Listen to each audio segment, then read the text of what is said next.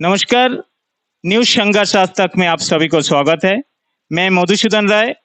अभी मैं पहुंचा हूं मधुपुर। हमारा अंडमान निकोबार में पीजीटी और पीईटी का जो पोस्ट निकला है उसका बारे में हमारे यहाँ में एक एडुकेटेड जो अंकित निकित सर है यहाँ में, और वही पोस्ट का बारे में उन्होंने कुछ बताने के लिए बुलाया गया। तो मैं पूछने के लिए कोशिश कर रहा हूँ, पीजीटी और पीईटी का जो पोस्ट है क्या प्रॉब्लम है, क्या हमारा अंडमान निकोबार का हर बच्चा को हमारा गार्जियन लोग इतना पैसा खर्च करके पढ़ाया है और आज नौकरी नहीं मिलता है, इतना साल से पेंडिंग था, और आज जो पोस्ट निकला है ये पोस्ट के लिए हमारा अंडमान निकोबार का जितना बच्चा लोग ये कोर्स करके बैठे हैं ये लोग कितना खुश है और हमारा गार्जियन लोग कितना खुश है,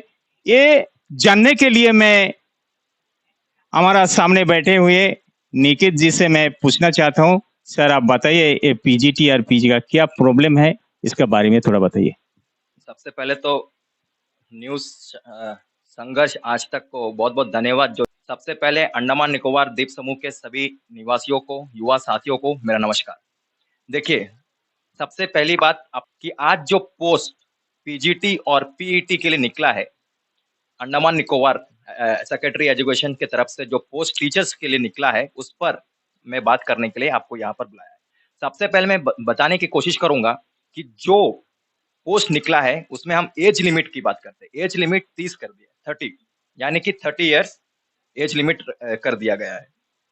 तो आप देखिए, नॉर्म्स के हिसाब से सेंट्रल गवर्नमेंट होने दीजिए या फिर वेस्ट बंगाल का गवर्नमेंट होने दीजिए, उसके माध्यम से जो रूल्स होना चाहिए, सेंट्रल गवर्नमेंट कहता है कि 40 इयर्स। मैं एडमिनिस्ट्रेशन और प्रशासन से पूछना चाहूंगा, जो पोस्ट आपने निकाला है वो कौन सा बेस में आपने पोस्ट निकाला है और आपने एज लिमिट कौन सा बेस में 30 रखा है। मिनिमम आप एक टीचर बनने के लिए बच्चे को पहले ग्रेजुएशन करना पड़ता है, उसके बाद आपको 2 साल का एक्सपीरियंस होना चाहिए मिनिमम। मिनिमम जो है कि एक पीजीटी बनने के लिए 25 टू 26 ईयर्स का एक एक्सपीरियंस होना चाहिए। उसके बाद आपको बीएड करना पड़ता है। बीएड करने के बाद आप एक्सपीरियंस होने से ही आपको एलिजिबल होता है ना।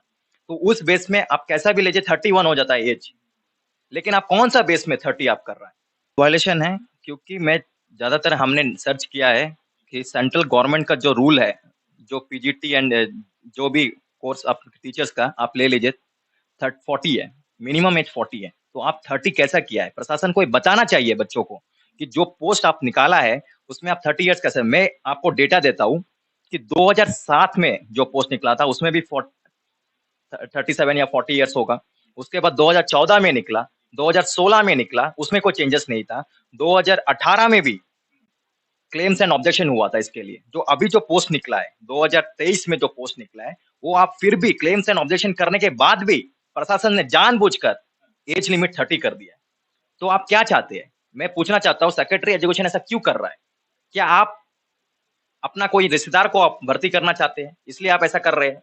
सवाल है प्रशासन से, एलजी से, चीफ सेक्रेटरी सर से, कि आप वहां पर बैठ करके जो रूल्स आप बना रहा है, सेक्रेटरी एजुकेशन बार बार ऐसा क्यों करता है? आप देख सकते हैं कि कई बार सेक्रेटरी एजुकेशन के ऊपर में बहुत बड़ा आरोप लगा है।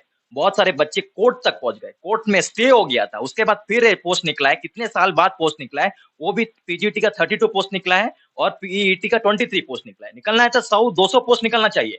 इस वक्त में कोरोना के बाद में ये कितना 8 साल बाद पोस्ट निकला है टीचर का। तो आप एजुकेशन सिस्टम को कहा विश्व गुरु, आप कहता है कि भारत सरकार नारा लगा रहा है कि विश्व गुरु बनाएंगे, क्योंकि भारत कैसे विश्व गुरु बनेगा? आपके पास ना टीचर है, ना आप टीचर का पोस्ट निकाल रहा है, ना आप जो एज लिमिट रखा है, तो बिल्कुल आप किस प्रकार से रखा है वो बताइए। आप सेक्रेटरी एजुकेशन से और सेक्रेटरी जो भी है सेक्रेटरी एजुकेशन से मैं अनुरोध करूंगा कि आप आके बताइए प्रेस कॉन्फ्रेंस के माध्यम से कि आपने कौन से बेस में अंडमान निकोबार में जो एज लिमिट रखा है उसको 30 किया। भारत में एक ही कानून होना चाहिए। हमारा सरकार का नारा यही है कि हमारा एक ही देश एक कानून। तो हमारा अंडमान का कानून थोड़ा अलग होता है, ऐसा है क्या? देखिए, अंडमान भी सेंट्रल गवर्नमेंट का अधीन है। आप सबको पता होगा कि अंडमान निकोबार भी सेंट्रल गवर्नमेंट में आता है। तो सेंट्रल गवर्नमेंट का रूल का खिलाफ में ये जो एज लिमिट लिखा है उसके ऊपर में जवाब देना चाहिए प्रशासन को कि आपने कौन से बेस में जो एज लिमिट रखा है वो 30 रखा है और मिनिमम जो है आप देख लीजिए गाइडलाइन, उनको भी पता होना चाहिए कि गाइडलाइन जो है 40 आप कर सकता है, 40 एज में ही है। तो मैं पूछना चाहता हूँ कि आपने कौन से बेस में 30 ईयर्स? तो आप लोग सुन लिया सर का बात, एजुकेशन का लेकर सारा कुछ। हमारा पिछला 2 साल तो कोरोना में बर्बाद हो गया, और ये जो एज लिमिटेड करके रखे हैं इसको थोड़ा एक्सटेंशन किया जाए। और हमारा यहाँ का जो गार्जियन लोग है, इन लोगों का इनकम सबका बराबर नहीं है।